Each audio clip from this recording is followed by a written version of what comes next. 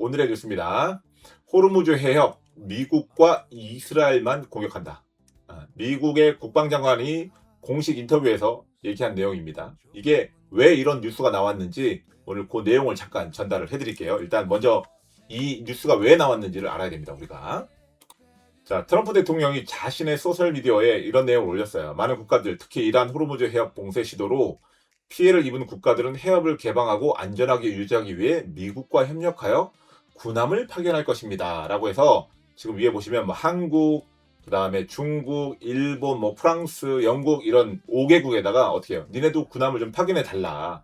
너네도 어차피 피해를 보고 있는데 같이 대응해야 되지 않겠냐. 우리가 이란의 많은 시설들, 대부분의 어떤 대응 시설들을 다 폭파해 놨어. 그러니까 들어와서 어떤 배가 지나가는 데만 좀 호의를 해줘. 왜? 그런 곳에는 뭐가 있냐면 기뢰라든가 그 드론들 있잖아. 드론. 이런 재래식 무기 가지고 공격하는 것까지 다 막기는 힘들다. 그러니까 우리가 큰 거는 다 정리해 놨으니 너네들이 와서 좀 짜잘짜잘한 것들, 아니면 배를 호위하는 것들, 뭐 자폭 배들 막 오는 것들 있잖아요. 그런 것들은 좀 니네들이 같이 좀 정리 좀 하자, 이런 식으로. 그래서 군함을 좀 파견했으면 좋겠다, 이런 식으로 트윗을 날려서 지금 이제 한국 정부도 그렇고 일본도 그렇고 지금 고심하고 있습니다. 왜냐면 뭐 영국이나 뭐 중국 같은 경우에는 솔직히 뭐 안 할 가능성이 매우 높겠죠. 영국이나 이런데, 특히나 프랑스 같은 경우에는 자국 군인이 죽었는데도 보니까 그냥 말로 끝내더라고요.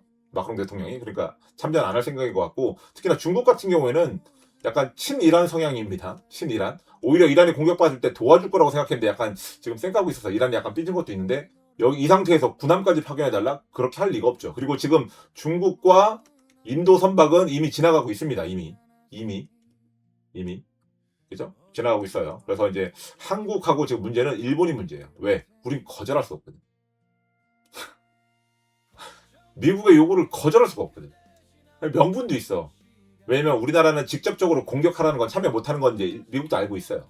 무기도 우회에 수출했잖아요. 예전에 러우 전쟁할 때도 러시아에다가 직접적으로 공격할 수 있는 무기를 수출 못하고 미국 걸 빼서 우크라이나 주면 우리가 미국 걸 채워주는 방식으로 우회 지원을 했잖아요. 근데 이 우회 지원 가지고도 러시아에서 제재를 당했잖아요. 그죠? 미국이 그런 걸 잘 알고 있기 때문에 직접적인 공격용 이런 것들은 못하지만 호의는 해라. 니가 와서. 그럼 어떻게 되겠어요? 그러다가 이제 폭파되면 우리나라 장병들이 죽겠죠? 잘못하면? 그럼 어떻게 될까요? 자동 개입이거든. 미국이 노리는 게 이거예요. 그러니까 니네도 참전해라 이거죠. 근데 어쨌든 지금 시름이 깊어지고 있는 와중에 이렇게 트럼프 대통령이 야 5개국 출동해. 근데 그 5개국이 국방력에 있어서 넘버 3, 넘버 4, 넘버 5 막 3, 4, 5, 6위를 다투는 나라들이잖아요. 그러다 보니까 이란에서도 즉각 반응을 했습니다. 이란에서 어떤 반응을 했냐면, 이란 외무부 장관입니다. 이란 외무부 장관 호르무즈 해협 적들에게만 폐쇄. 세계 최고 지도자 문제없어. 뭐냐면 아바스 아라그치 외무장관은 14일 현지 시간 미 MS 나우 방송과 화상 인터뷰에서 호르무즈 해협은 열려있다. 열려있다. 우리들 공격하는 자들은 그 동맹국들, 즉 우리 적들에게 속한 유조선과 선박에 대해서만 폐쇄된 것이다. 이 말은 뭐예요? 미국과 이스라엘과 그 다음에 중동의 여러 국가들 있죠? 중동의 여러 국가들이 협력하는, 이란을 공격하는데 협력하는 국가들 있잖아요. 기지가 있고 뭐 어떤 방공망이라든가 통신 기지들 이렇게 열어주잖아요. 그래야지만 폭격할 수 있으니까. 그런 국가들에 제한된다라고만 딱 못을 박은 거예요. 국방장관이 공식 인터뷰에서. 이러니까 어떻게 돼요? 갑자기 그러면 한국은 되나? 되나? 이러고 있는 거야. 그러니까 이제 이란도 어쨌든 미국을 괴롭혀서 유가를 좀 올려서 어쨌든 자기들이 협상 테이블에서 유리한 고지를 점령하려고 하는 거지. 진짜로 막 여러 막 아시아 국가들이나 유럽 국가들까지 참전을 시키고 싶은 건 아니구나라는 것들이 어떻게 보면 이번 사건으로 해서 드러난 거예요. 이란 지도자가 어쨌든 트럼프의 저 트윗에 즉각 반응했어요. 즉각 반응. 그래서 어쨌든 이러다 보니까 이제 이걸 해석하신 분들이 얘네들이 확전을 바라는 건 아니구나. 진짜로 죽자고 달려드는 건 아니구나. 미국한테 요번에 어쨌든 종전이라든가 이런 것들을 협정을 할 때 다시는 공격하지 않겠다. 이런 것들을 좀 이렇게 협상에다 좀 문구를 넣으려고 하는 그런 걸 요구하고 있다고 하더라고요. 물밑으로. 그래서 얘네들이 협상을 원하긴 하는구나 라는 것들이 좀 시장에 퍼지면서 월요일 날 한국 시장에 조금 우호적인 분위기가 형성되지 않을까, 시장에서 그런 반응이 있습니다. 왜냐면 아무래도 우리나라와 일본 같은 경우에는 좀 유가에 많이 의존하는 경향이 좀 강하잖아요.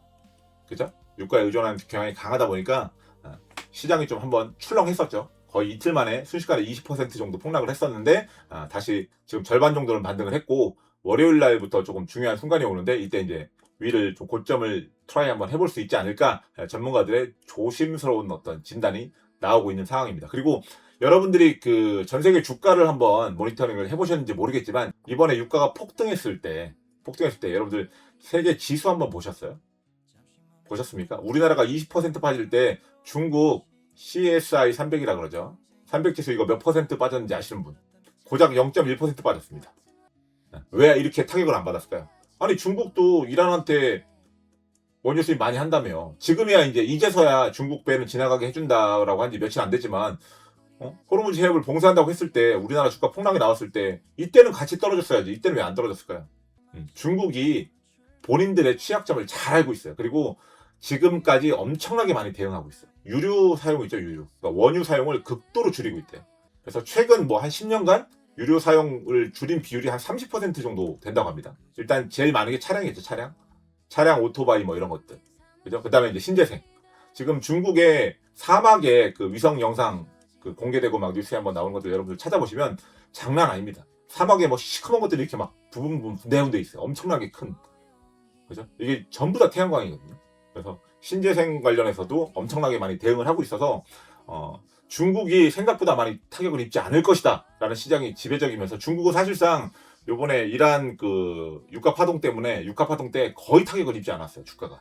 그래서 굉장히 잘 대응을 하고 있다. 그래서 이런 것 때문에 어떻게 보면 좀 미국이 더 긴장을 하는 게 아닐까 저는 그렇게 생각을 합니다. 그리고 이거는 뭐 일부 이렇게 보시는 분들도 있고 저도 동의하는 부분인데 어쨌든 이번에 자꾸 이제 중동 국가들이라든가 이런 베네수엘라든가 이런 데를 공격하는 이유가 미국이 결국에는 뭘 하고 싶은 거냐, 미국이 자기네들 천연가스를 팔아먹고 싶은 거다라는 게 지배적입니다. 그래서 최근에 그 가스 기업들, 그다음에 이제 플랜트 기업들, 그다음에 이 플랜트와 관련된 어떤 시설 설비라는 기업들, 이런 기업들이 실제로 주가가 좀 많이 움직이고 있어요. 여러분들 아마 찾아보시면 아실 수 있을 겁니다. 그리고 그 우리나라가 이제 미국에다가 그 매년 얼마씩 이제 투자하고 뭐 이런 것들을 좀 진행을 하기로 했잖아요. 그런 데서 제일 먼저 진행하는 것도 가스하고 정유 인프라 시설이 또 제1호로 들어가 있습니다. 그래서 이런 것들이 다 계획된 게 아닌가. 이런 이야기도 곳곳에서 나오고 있어서 아무튼 시작을 조금 더 지켜봐야 되지만 어쨌든 한국 시장이 차주에 이제 장이 열리면 어쨌든 이런 이란 국방장관의 공식적인 입장을 통해서 조금 한국이라든가 다른 아시아 국가들의 어떤 시장이 좀 회복의 기점에 다다른 게 아닌가라는 전망이 조심스럽게 나오고 있습니다.